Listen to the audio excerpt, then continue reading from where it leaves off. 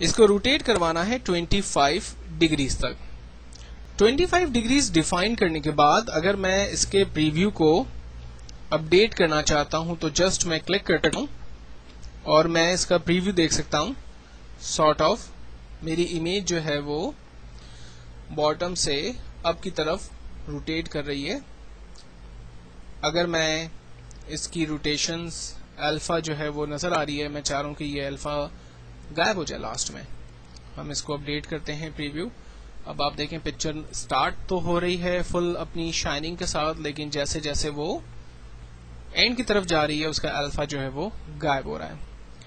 इसी तरह से स्लो एट स्टार्ट और स्लो एट एंड, इसको मीडियम रखा हुआ है। हम चाह रहे हैं कि ये स्लो या फास्ट और इसकी स्पीड को हमें डिफाइन करना है। ये देखें स्टार्ट स्लो से हो रही है लेकिन इसका एंड आप देख सकते हैं वो फास्ट हो रहा है। और अगर मैं इसको ऑपोजिट डायरेक्शन डिफाइन कर देता हूं, लाइक स्लो एट एंड कर देते हैं, तो ये स्टार्ट जो है वो फास्ट हो रही है लेकिन एंड उसका जो है वो स्लो की तरफ हो रहा है। तो बेसिकली डिफरेंट इफेक्ट्स हम इसके ऊपर अप्लाई कर सकते हैं। मैं इसको 50% कर देता हूं। 50% करने से डेफिनेटली इसकी स्पीड जो है वो एक्यूरेट हो गई। कितने % डिग्रीज हमें इसको रोटेट करना है ये हम डिफाइन कर सकते हैं। अच्छा, अभी हम देख रहे थे मूव द पोजीशन। अगर मैं इसको चेंज पोजीशन बाय कर देता हूं तो और इसका प्रीव्यू देखते हैं तो ये देखें अपनी ही जगह पर पिक्चर मौजूद है लेकिन ये रोटेट कर रही है। अच्छा, ये रोटेट कर रही है लाइक राइट साइड। अगर मैं चाह रहा हूं कि ये लेफ्ट साइड रोटेट करे तो हम इसको माइनस के साथ डिफाइन कर देते हैं। ओके, इसमें माइनस हमारे पास वर्क नहीं कर रहा। हम इसकी डायरेक्शन को ऑपोजिट डायरेक्शन दे देते हैं। ये देखें यहां से हम इसको टाइम्स में डिफाइन कर देते हैं और अब ये ऑपोजिट डायरेक्शन। यहाँ पर टूल हमारे पास अवेलेबल है, हम इस टूल की मदद लेकर ही बेसिकली इसको लेफ्ट और राइट यहाँ पर डिफाइन कर सकते हैं। तो एक बेस्ट मेथड जिसकी मदद लेते हुए मैं इस पर एक सिंपल बनी बनाई एनिमेशन जो है वो अप्लाई कर सकता हूँ।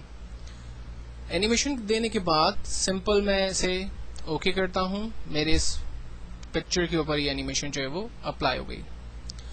लास्ट एक और फाइनल इमेज के ऊपर एक और एनिमेशन देते हैं।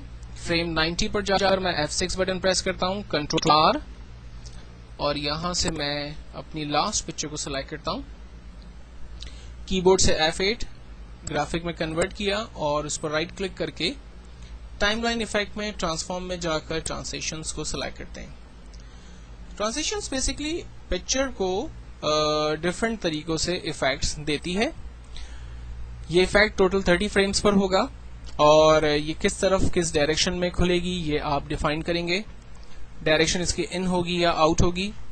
इस पे फैड और वाइप दोनों एक्शंस चल रहे हैं। अगर मैं इसको अप की तरफ ले जाना चाहता हूं तो मैंने इसकी प्रॉपर्टी को अप की तरफ कर दिया और इसको अपडेट प्रीव्यू किया तो आप देख सकते हैं अब ये ऊपर की तरफ फ्रेम जो है वो हमें चलती हुई नजर आ रही है।